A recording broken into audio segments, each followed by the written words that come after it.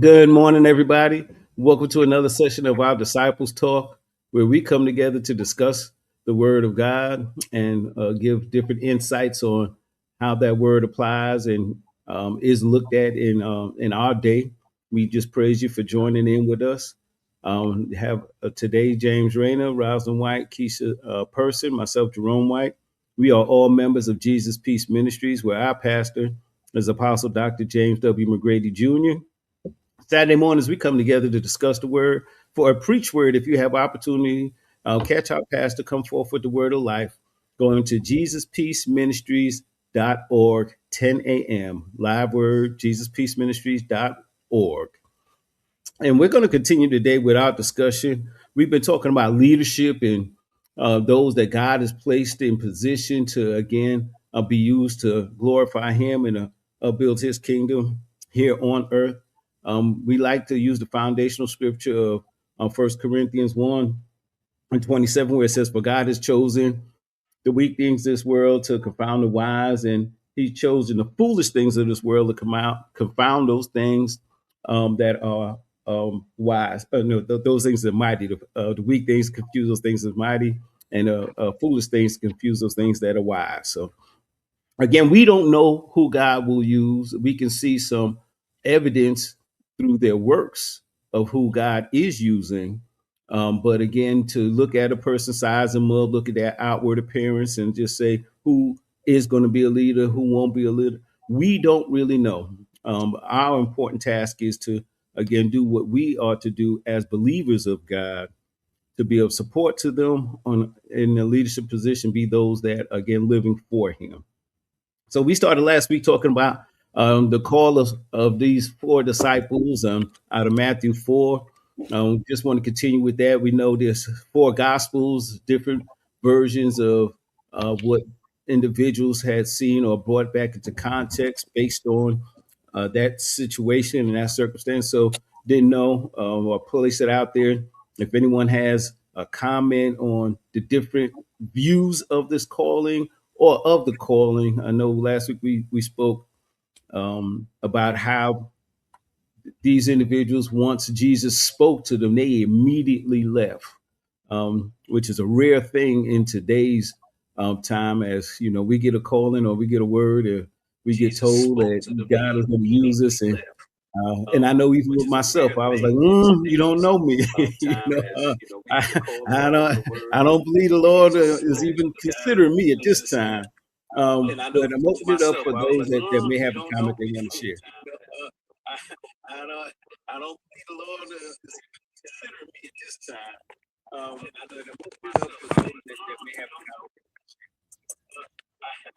Nobody?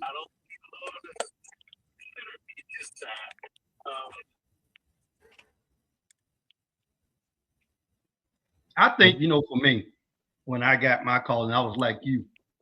It was a watch night service many years ago at Jesus Peace Free Will Baptist at the time.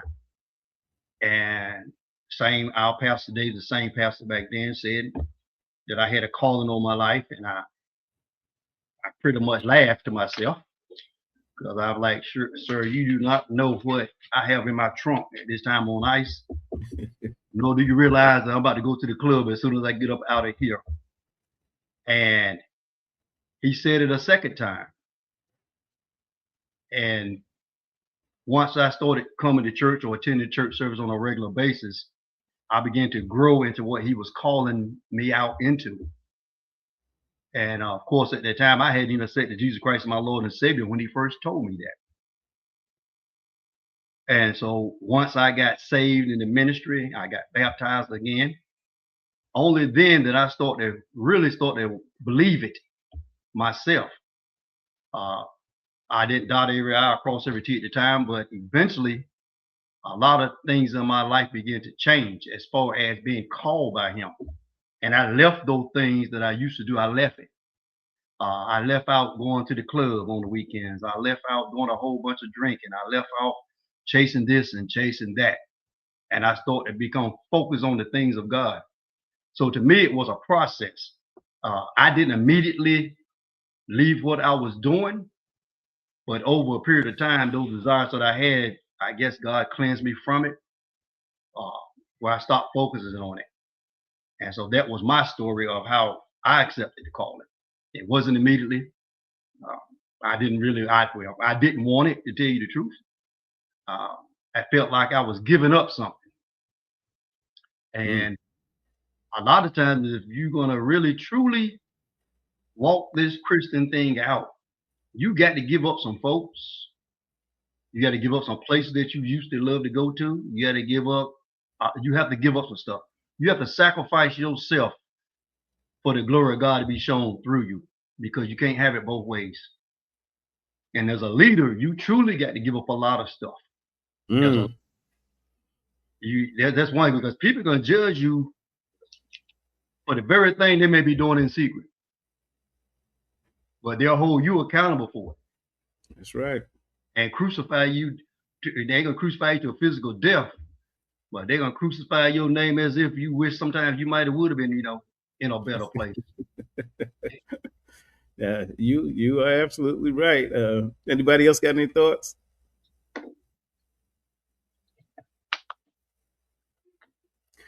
I think that I agree with Elder Rayner. God is not looking for people that's perfect, right? So he's looking for people that are doing unglamorous things or whatever. Those are the folks. I mean, he's looking for all of us, but most times when people are called and when God really we talks to us, we're not doing what we're supposed to be doing at that moment. And I agree with him. I don't think that it's for the average person. I don't think that it's automatic, because they want to cling to those things that they're familiar with, the people that they're familiar with, and continue to do those things. And he's definitely right. You're gonna have to give up, stop doing, sacrificing a lot of things to truly walk the Christian walk. And it's not comfortable. It's not fun at that moment. Well, I just want to throw 2 points. Keisha, did you have something? I'm sorry, before I jump in. You could just nod. I see you. No? Okay. On James, you saying something. Okay, thank you. James, you said something about that calling that just resonated with me. Because this is something I often hear. We can hear the call. I heard, or I was told about the calling on my life, and sometimes we look at the person. Not that we look at the person negatively, but we look at the person just as a person that's giving us a message. And, they got to take it like, man, I'm just a messenger. And we're looking at them like, that's really what you are just. And I think you got that message confused. Because I often hear people say, well, when the Lord speaks to me, then I'll move and then I'll believe. And I'm like, well, and this is, again, after years of being in ministry, my mindset is, well, what makes you think that the Lord is going to take the time to come all the way and speak to you individually or specifically when he's already sent someone to you? And I don't think we give the reverence that we ought to the messengers God uses, because of how we want to we think that we ought to be called. We want to be just like these individuals. Let the Lord walk up on me, like we gonna recognize the Lord.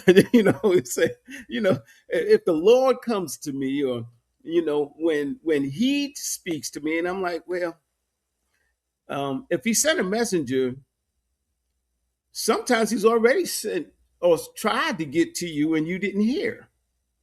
So now he sends, so there's different situations or circumstances or ways we could look at this thing, but that's just a way that I've often heard people say. And sometimes it makes you think or wonder, what kind of connection do they think they have with the Lord? Like, they talk to the Lord often, and I'm just waiting for the Lord to now say, there's a calling on my life, instead of sending someone else. And I'm like, well, I didn't know you had that type of communication with the Lord, where, he's talking to you about everything else but this calling. So that's just one aspect. Don't know if y'all got anything you want to share on that specific point before I go into the one that you were just saying, Roz. I think for me, being new, just coming to church, not really understand how God operates and uses people. So when Pastor told me that he wasn't even my pastor, I hadn't even joined the church. So I'm just listening to me and my cardinal self at that time. This man, this preacher that I got reference to, because when the preachers come to the house on Sundays after church, we stopped the fussing and playing the basketball till he left. So I've always had respect for the man and woman of God in that position they carry. And so once he told me that,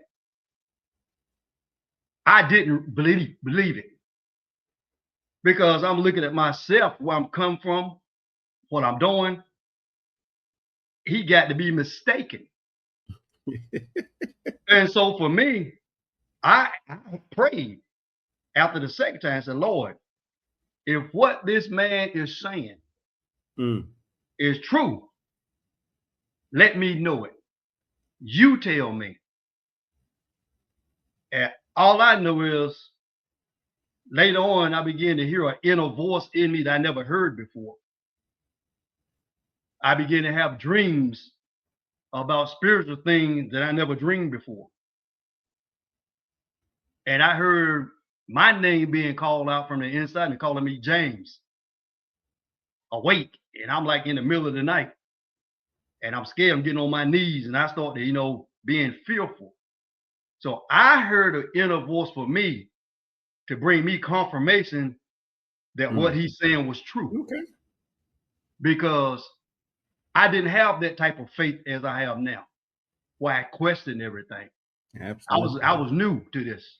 But once I heard the voice of the Lord, or the Holy Spirit's voice, and it's unlike any other voice I ever heard in this natural world we live in now, it won't no doubt in my mind that Pastor was speaking truth. Okay. I was like, no doubting Thomas, Lord, until I hear the voice myself. That's just me. I won't believe. I heard what you saying, but nah, I ain't feeling that. So I had to have a real encounter with the Lord for me to believe.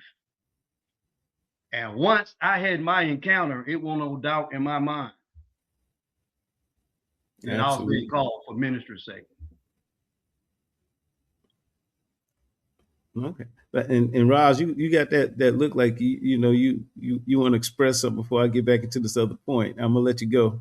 No. I'm just agreeing with him when he said that, a lot of the times we don't do the, the reverence part and acknowledge the messenger, and he hit it head on. Is because of, the individuals or our lack of faith or lack of or immaturity in Christ to know that he is, or they have been sent as a messenger.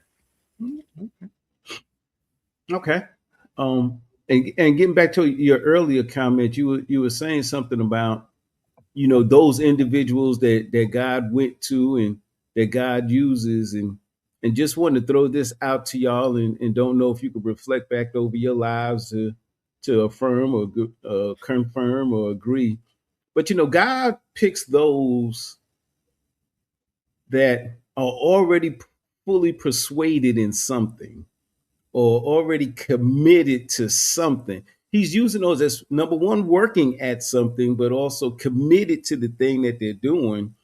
And all he's trying to do now is convert them over to now the same energy, the same zeal you have for what you, why are you smiling? For what you were doing. I need you to now, come over this way. I don't need you to give me no less. I understand this is a big change. It's going to, question, you're going to receive questions from many people. And we're going to get into Paul, a little bit down the road here. But that's who got, you got to be at something, working at something, committed to something, because for God to even see that characteristic is even in you. He's placed it in you, but you may not be displaying it. So a lot of times we deal with individuals that talk a good game, but they're not really committed or persuaded in anything. They're just doing so much, and think they're being successful at stuff, but again, they're just busy at a lot of stuff and not really fully committed in anything. If that makes sense, or if y'all agree or disagree. That makes sense. Someone told me that. I'm not gonna call any names, but I've been told that if I put the same type of time and energy into studying the Word of God, that I would be a lot further along than I am, that I do with the other things that I'm committed to and do. So I totally agree with that. Yes, I Okay. agree with it as well. When I joined the military and I went away to my first duty station in Germany, I found myself, I guess, being a little bit homesick, being away from home in a E2 private. And God blessed me with the gift to be able to write poetry. I love words. I see words, how words come together and formulate my messages now, which is awesome. But at that time, I was using it, writing love letters, writing love poetry. I was like David, but I was doing it for my good, not for the Lord. And I found myself, man, my dad, my mom told me I got the gift of gab. How I can talk, smooth talk. And I found myself, once I got into the world. If you could mute for just some, excuse me, Keisha. Yeah, we'll get back to you, Keisha. I know you got something you want to share. So I've always had the gift of gab. I was always considered like a smooth talker. I can write a poem from scratch, read it to a lady and melt her heart. It's just a gift that I had. And I'm just being serious. I was using that to benefit me. And I didn't understand why I was able to write this. And I could be talking to folks and I just make some profound statements that was kind of deep. And I was just talking. And I never understood that. And so I know that during my difficult times in life and my struggles and my hurts and pains, I could just get a pen and I just write and write and write. And when I finish writing it, it be in the form of a poem. And those that read it would be like, oh my gosh, I didn't even think nothing of it. So in the natural sense, I'm writing love letters and poems to women, trying to, romance them. And then I realized that when I came and God turned this thing around, I was writing poems giving God the glory. People call me sometimes, say, can I do a poem for them because their son passed away? And I don't like doing it because it hurts, And I find myself agreeing to do it, and I just pray and meditate. I just start to writing. And when I finish with it, it's like only but God. So the gift I had for my own self that I was doing good at, opening doors and everything. Well, that same zeal that I had with that. And the thing about going that way, I didn't even have to pray to write no poem from myself. It was just something, it just came out. It's about like a person that can sing, you got the voice. You can sing it for the world, or you can sing it for God's glory. The gift is in there to be used. How you use your gift is what brings glory. So the same zeal I had for doing what I was doing, I spent that around, and then God blessed me and opened my eyes to give him that same glory with poems dealing on a spiritual nature. All right. And so when I formalize my messages now, because I got the gift, the ability to write and formulate stuff, to me is easy now. Okay. All right. Now, Miss Keisha, I know you had a burning desire to share something. Come on with it.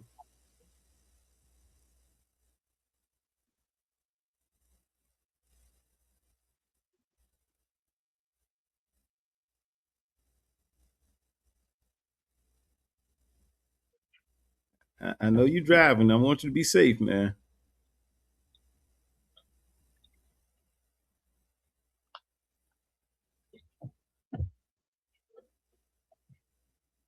Okay, well, she ain't been able to get off mute.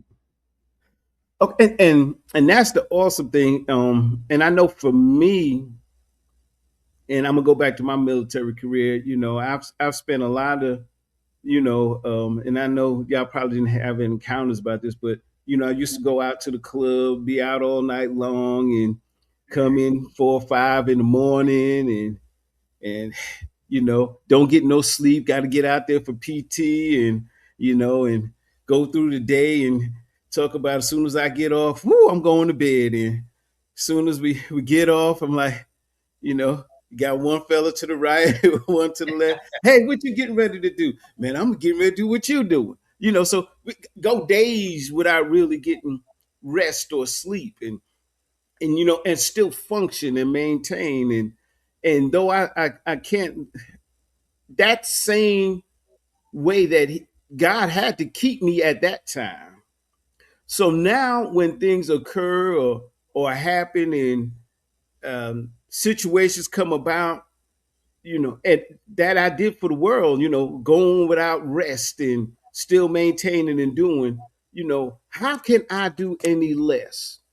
It's still in me. Yeah, I've aged a little bit, but that don't mean that I still don't have the ability in me. Got to have some wisdom now, but to still drive to continue to go forth to say, well, I've been up late working, a third shift here, man, I sure want to get up, when I get up, go get some sleep. No, well, if it's Sunday morning, you should be in church. If he kept you through the week and through that shift, you don't think he'll keep you through service and allow you to be restored in your body?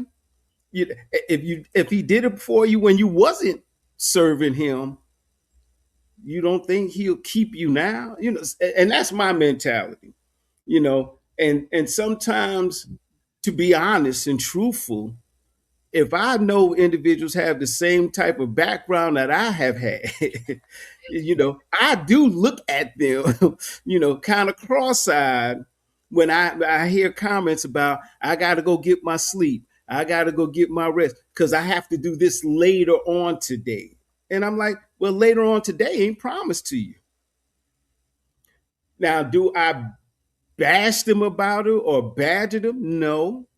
But I still look at them funny, and I'll make a comment or two. I was like, these things aren't promised to us. We take advantage of things sometimes where we don't believe because we're not denying God in our minds that God is going to honor what we're now doing. And I'm like, well, no, God is looking at you the same way I'm looking at you. That if I kept you through all of that, why don't you trust in me or believe that I'll keep you through this, restore you to, again, still be alert and still be able to be successful at what your hands are to do. I'm the one that gave you the job. I'm the one that's giving you the strength. I'm the one that's giving you your breath. I'm the one that's giving you help. Let me hush. Y'all commented. Maybe I'm wrong.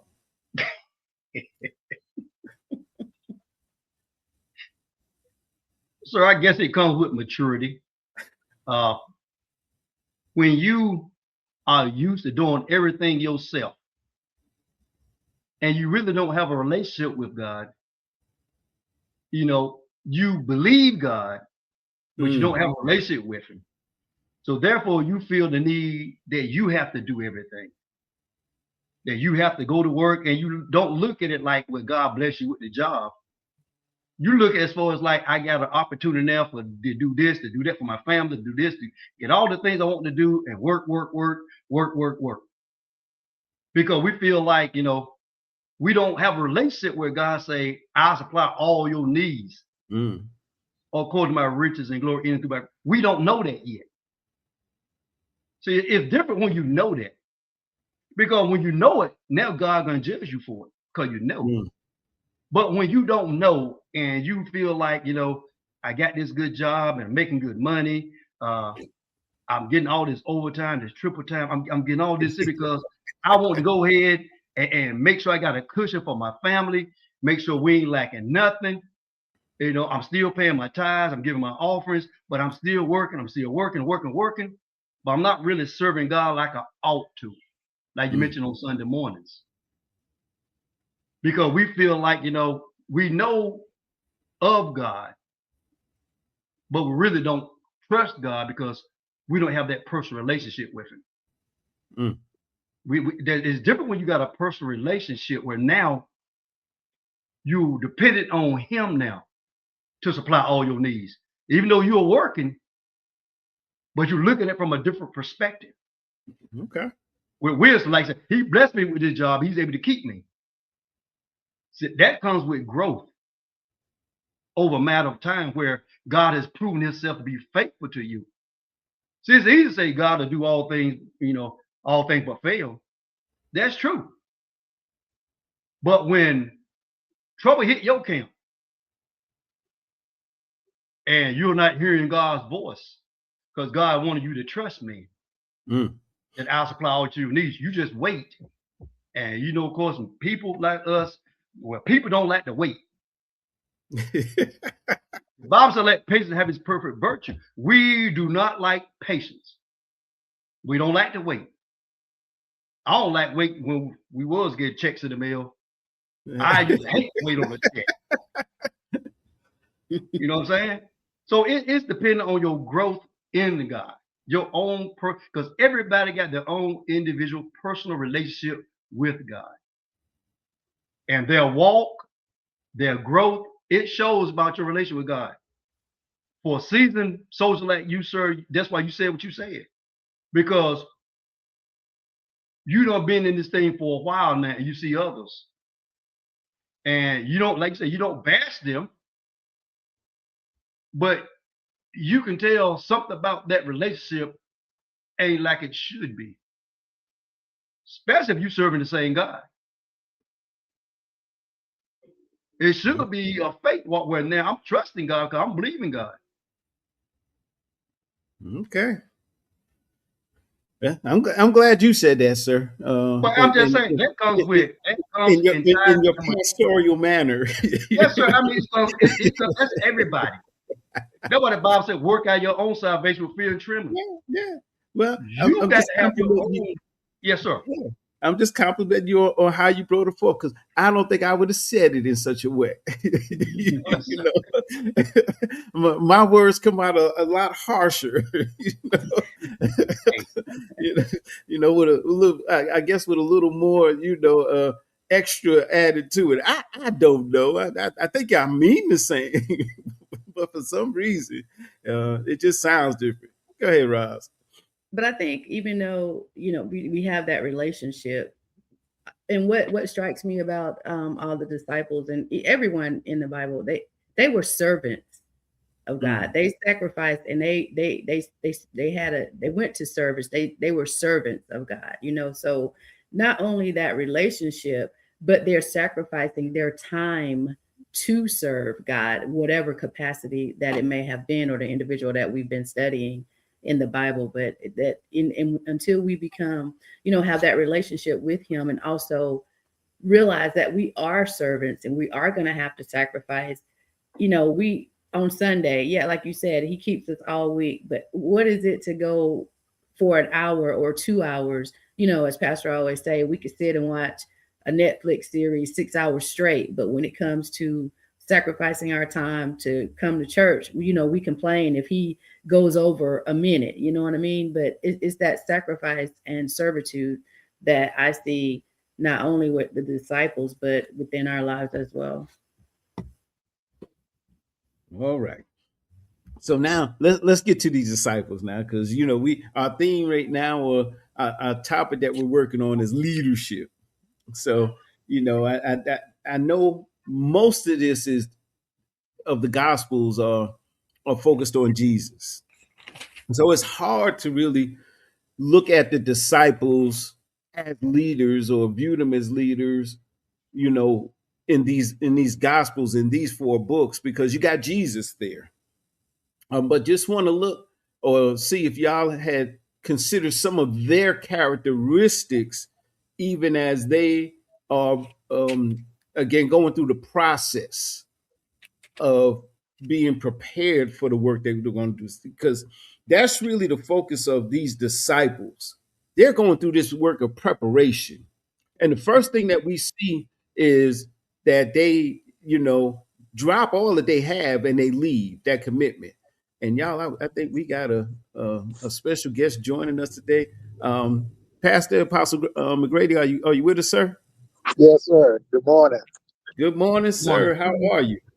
Good, good. I just wanted to try to get in for a few moments in the middle of these things, but I always excited to be a part of you all day, to hear all the great things and nuggets I'm able to glean and grasp.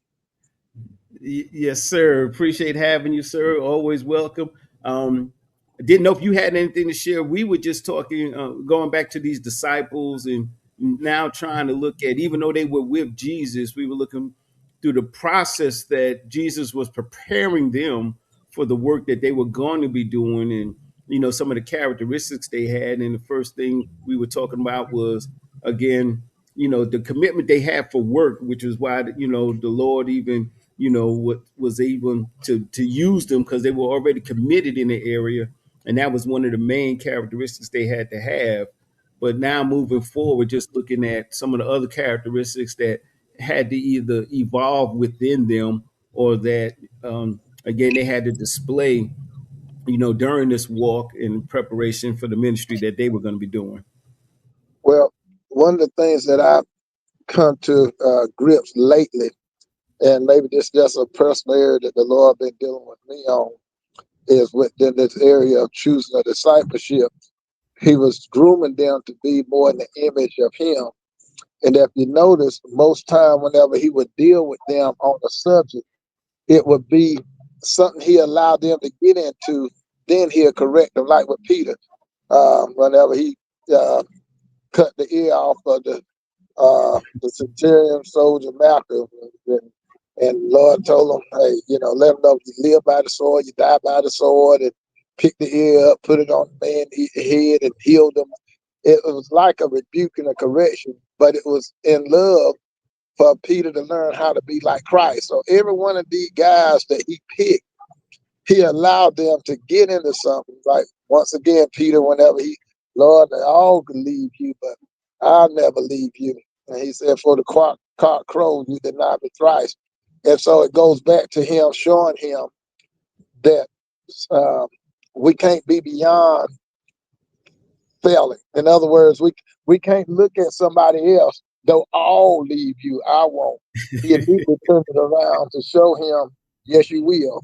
But what he also wanted us to do is love through the process of being hurt.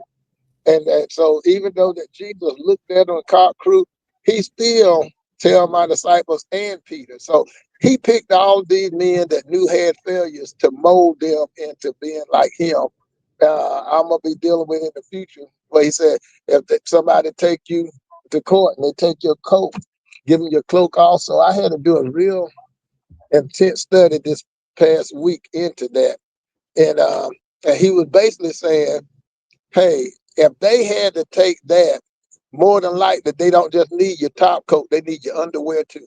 So give them that, because I got more for you and you got more. So go on and just give them both. Don't even worry about it. And so, man, it has been such an eye opener, because the more you become closer to him as a disciple, the more it opens your eyes on behalf of the correction that makes you a disciple.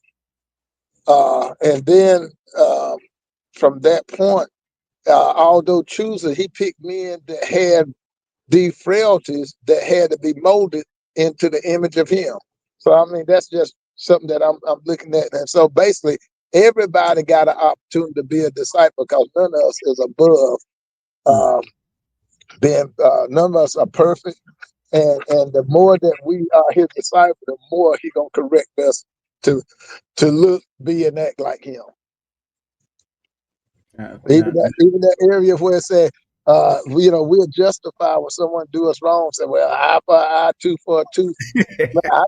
I didn't realize that was really just dealing with if they take your eye, at the worst scenario, you can only take their eye. You can't take both. If they take your tooth, you can't take out the other 31 of their 32. You can only take their one. So he was saying, doing the other's ass.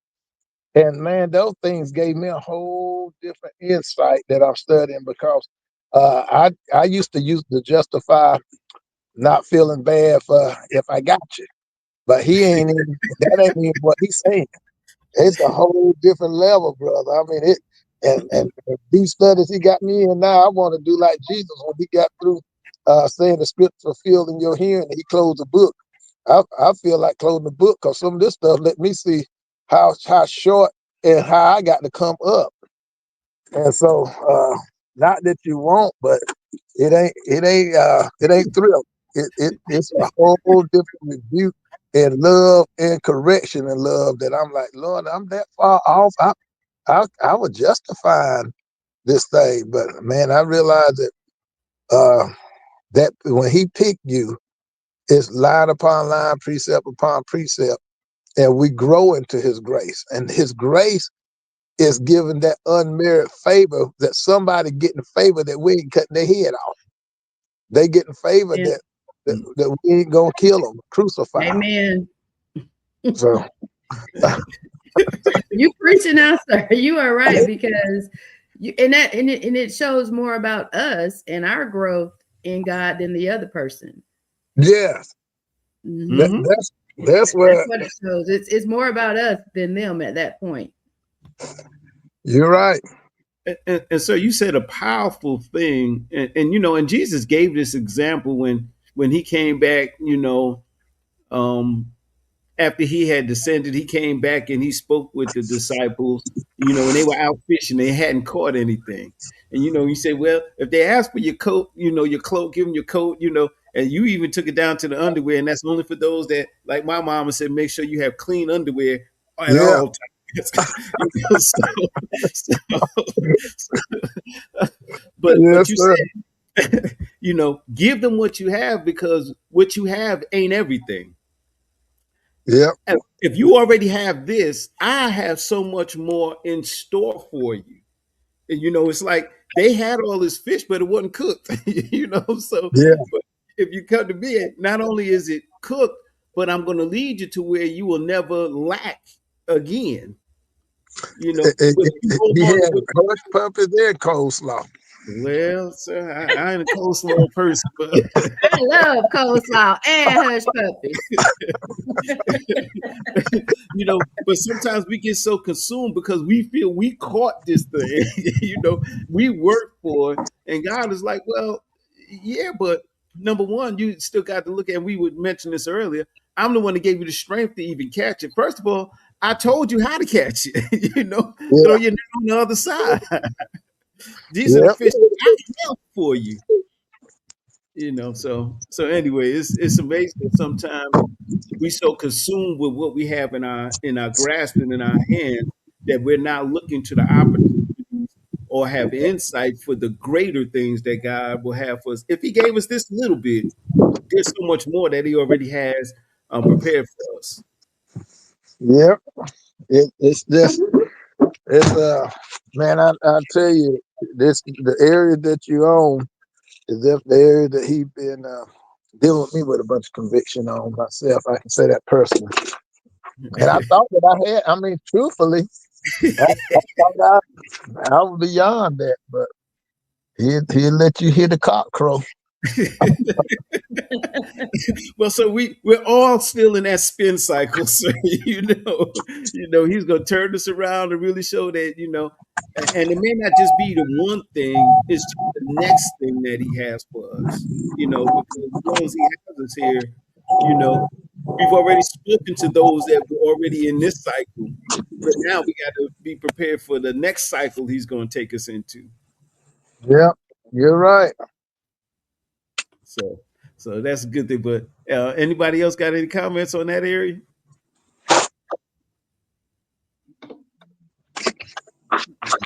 Oh, they stuck, sir. Okay, y'all. So we gonna talk about some of these characteristics or attributes, or we gonna move on. Well, I looked at them as far as like Pastor Nerva was already saying, he was grooming them into becoming leaders because no one grows in and just walks into leadership unless you have someone to teach you how to conduct yourself and how a leader should be. I like the fact they had a willingness to be taught because everybody, got a mindset, like especially some grown folks, you can't tell me nothing, you can't show me nothing, you can't teach me nothing. And so therefore they're not really useful as far as being in a leadership role. And you get a lot of that when even in the military, we talked earlier. How you might get some new lieutenant coming to the company. He fresh out of officer school and he ain't got day one. Not coming against no officers, none of that. But they come there, they would tell the first sergeant how it need to be done. And of course, a true first sergeant ain't having it. Not from no first, no lieutenant. Okay. But you got to have a willingness. Yes, sir. They operated in the spirit of being under servitude, being a servant, humbling themselves to become something what they weren't used to be a servant. And Jesus himself said, I come also to be a servant, not to be served. So he humbled himself. A true leader don't mind being an example of what he comes from. Just because you're an E5 or E6 here, you don't forget what it was like, to be a private, to have to do this here. So, I always hear those saying, attitude reflects leadership. And that's in any walk of life. Your attitude reflects leadership. And, it starts from the head and it goes all the way down. I like they were self-disciplined. They was accountable. As Pastor mentioned, even when Jesus rebuked them, they accept the rebuke. They didn't pack their stuff and go back, to the fish market or back to the field to my mom and them house. They stayed. They was able to accept accountability for their actions as a good leader does that. And at some point in time, go ahead, sir. No, go ahead. I was going to pick up after when you get through. Okay. And at some point, they should be a reflection of their leader. At some point, if you got a good leader that had taught you the things, and somebody always say, what, you act just like such and so and so. Your demeanor is just like such and so and so. We hear Pastor say sometime about his ministers, elders should have his spirit. That when they say something, they walk in his spirit, that they should know, I can receive it because it's like pastor is saying it, even though pastor's not saying it. If that makes sense. Absolutely. But I took, and whenever I took and was going through that period of incarceration, and we had to take the test to see where we would be placed at on the Air Force Base, and the test brought me back in on the officer side instead of as they was considered like the enlisted side. So I had to take the test the second time, went through it, and what was so crazy about it, I wouldn't say crazy, but what was they had you was right on it when you were saying experience. Basically, I look at God deals with us with experience. We had a new captain that was there. Nobody would know who I'm talking about. This being close to 40 years ago now. Named Rainey, and then the enlisted guy was Smith. Okay, bottom line was I was in the office whenever they was orientating us, going through all the proper paperwork and so forth, the Bureau of Prison being intertwined with the United States Air Force. Well, long story short, I'll never forget the conversation. The enlisted guy, he said, look, he said, my experience, he said, you done had, I think, however many years of schooling. He said, and I've been doing this here. He's had like 20 plus years in it. He said, and not that I'm going to disrespect you. He said, but you don't have the experience to come in here over book knowledge versus being in the trenches. And he was explaining, he said, yeah, you got the rank and true your rank outrank me far as on that particular side. He said, but hold on a minute, y'all.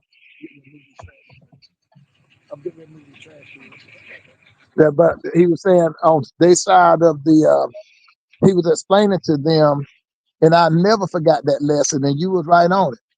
And I believe that's how God do. You got a lot of people will come into ministry and they got experience, but they may not be that title position person. You got people in our ministry that moved up in title position and never went through, per se, the years of experience that God had moved upon me and elevated them to certain positions. But that you can't take away from that person who being in the trenches, dealing with, starting out with going to door, passing out literature, doing witnessing, going to revivals and setting up the church from putting up chairs and being ushers and working their way up through the different positions in ministry. And then you get someone who come in and they may be an elder, but they just got that position, but they don't know how to serve, you know. And so when you start really looking at the area and aspect of uh, how God do it and the world do it, they similar but yet different. The spiritual side is he wants us to submit regardless of ranking, because he said that he put these people in authority, and he tells us if we go up against them, then we fighting against him. Well, in the natural, they can demote you, take your pay from you, and everything else. So we have to come down to now today.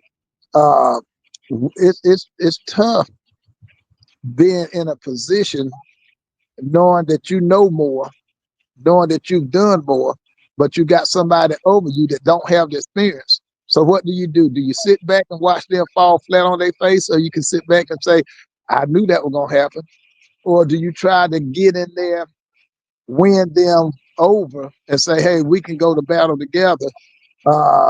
True, I may have the experience, you got the ranking, but we're on the same team.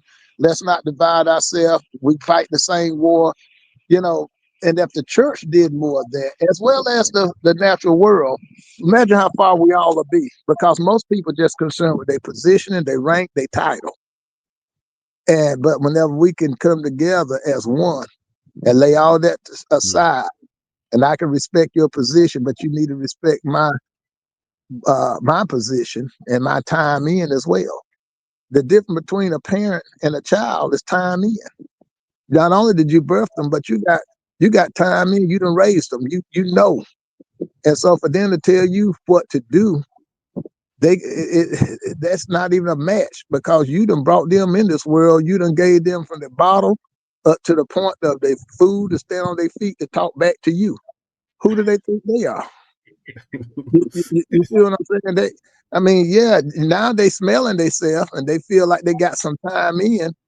But like you say, I brought you in this world, I can take you out. That's what God told. God did that all the time. He said, look, I'll start over with you. I just let you be here. We take them out. So Amen. he'll show some attributes sometime that we show. But then he Mm. but then his children. But then he tell us not to do it that way.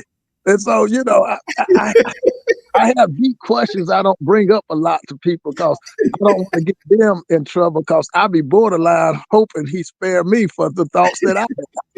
I don't know if anybody ever been there. Like you said, like, God, this just don't look fair. You know, who am I to say something don't look fair to God? Especially whenever parents say, do as I say, not as I do. Now, That's I'm right. just throwing all that out there. Yeah. Well, I just love the aspect, and I know this. We'll see more of this as we go through these New Testament leaders, but just the aspect of you want to walk as Christ and portray God in a positive light, but there's those moments that depending on who you dealing with, not that you're doing anything to again hurt them, but again get their attention, because sometimes the only thing that gets some people's attention is presenting to them how they present to us and to others. And if you come in any other manner, it's like they don't even hear you. And then he come forth and say, do unto them as you would want them to do unto you. And I'm like, well, that don't make me feel no better. No, not not at all. But and I think we can always come back, you know, and apologize, for the manner. Not that we changing, what we have said. Because again, if you going in truth, that's the ultimate thing. But sometimes if you go to truth, in just the simplest form, they ain't hearing you. They ain't studying you, you know. They just ignoring you and what you're saying, because it's not presented to them in a manner that they're accustomed to. But Yeah. sometimes, and I I want to be careful in saying this, but sometimes you have to meet people where they are. It's in us. We've all been through it, so we all got some residue of some stuff that, is deep down and hidden. But it's some of those characteristics and some of those attributes that again make us who we are. So it's not that we can't use it, but we can't use it in a demeaning or hurtful way. We have to use it in a way to get people's attention and then still come back to the way that things ought to be presented. And I think that, sir, is a way that I ain't gonna say I like to do it, but I have to look at the way, do unto those as you would have them to do. We have to go back, and even though we may have presented something in another way, we have to come back and do it in the right way.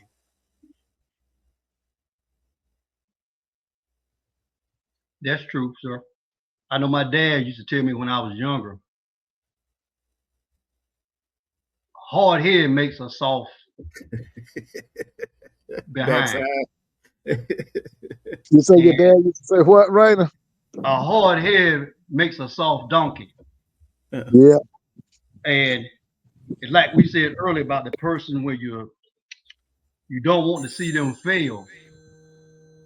But sometimes in life, as parents, have you raised your kids, you tell them right from wrong, because you know the road they going, where it's gonna lead to, because you done been down that road. And sometimes you got to let them go down that road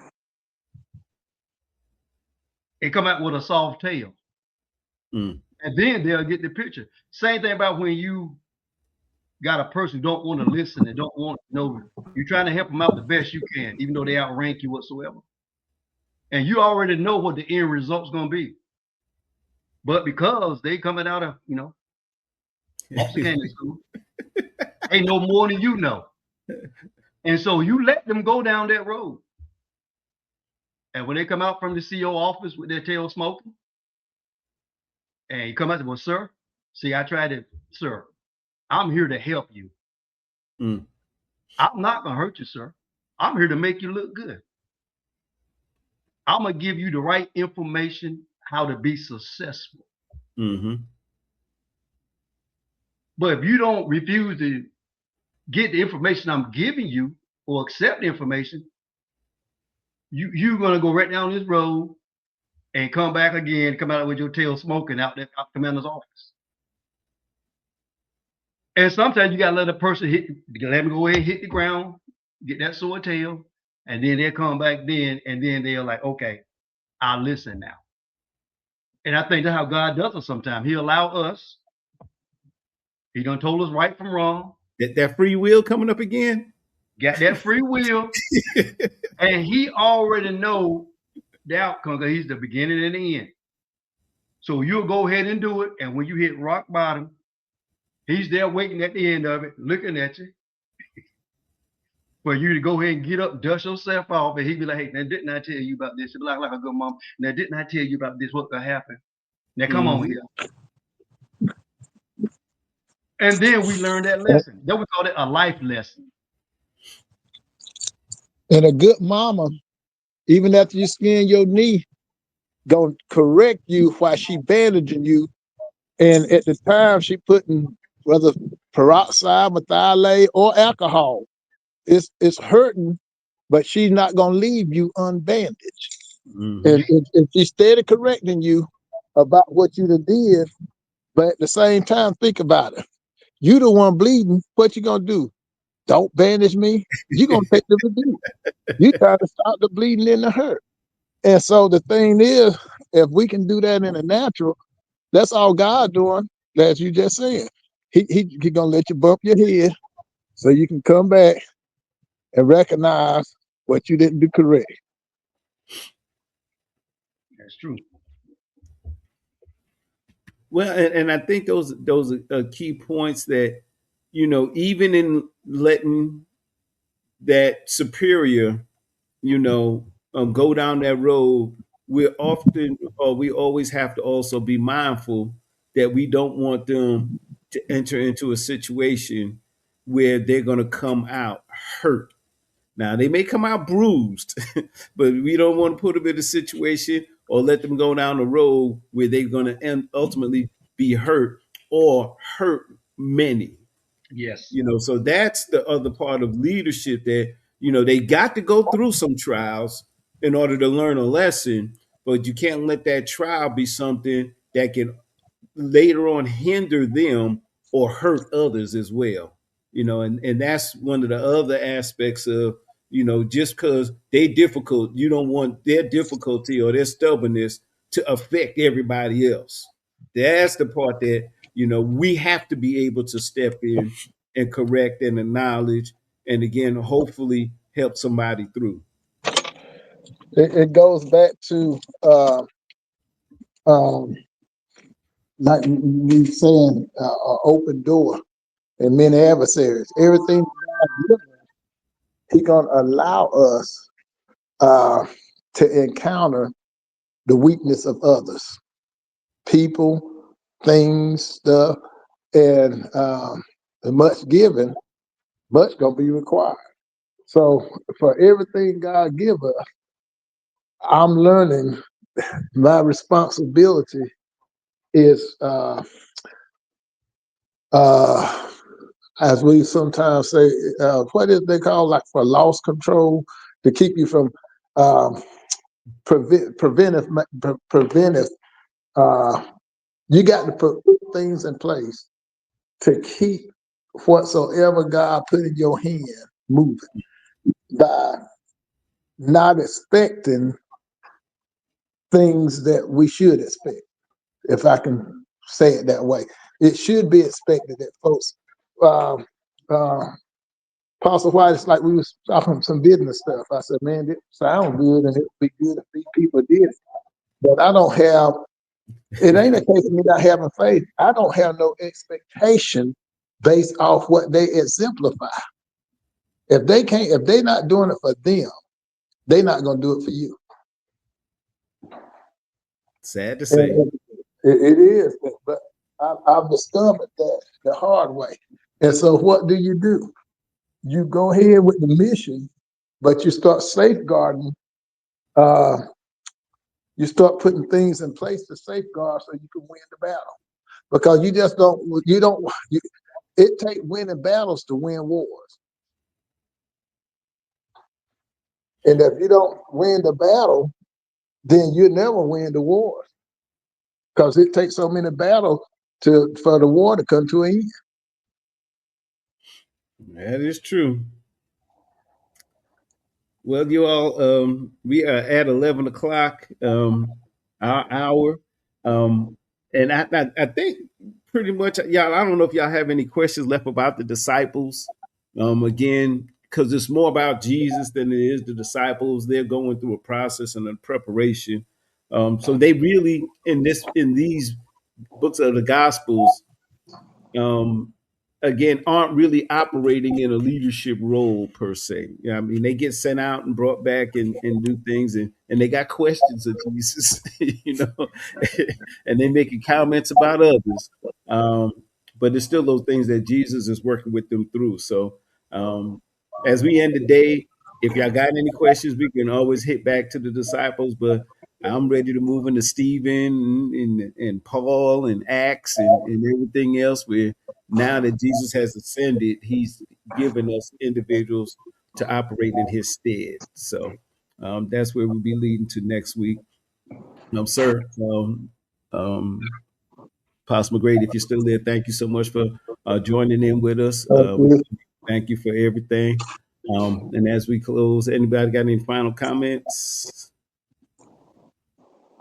Y'all have a great one. I'm gonna go ahead and get off, but love you all. Y'all Love do you, a sir. great job. Continue to let the Lord use you. All right, we Amen. thank you as well. And we thank you all for joining in with us. Like us, follow us. We praise you for your comments. Again, we're reading them, and we'll try to hit them as we move forward. Again, we only try to work within an hour, so it's difficult to sometimes get those in. But we do have an opportunity to look at them, so continue to send them, continue to support. Again, this is Disciples Talk, where we come together discussing the Word of God. We come together again, just talking about the word. But on Sunday mornings at 10, if you have opportunity, go to JesusPeaceMinistries.org for a preach word by our pastor, Apostle Dr. James W. McGrady Jr. We love you. God bless you. We'll see you next week.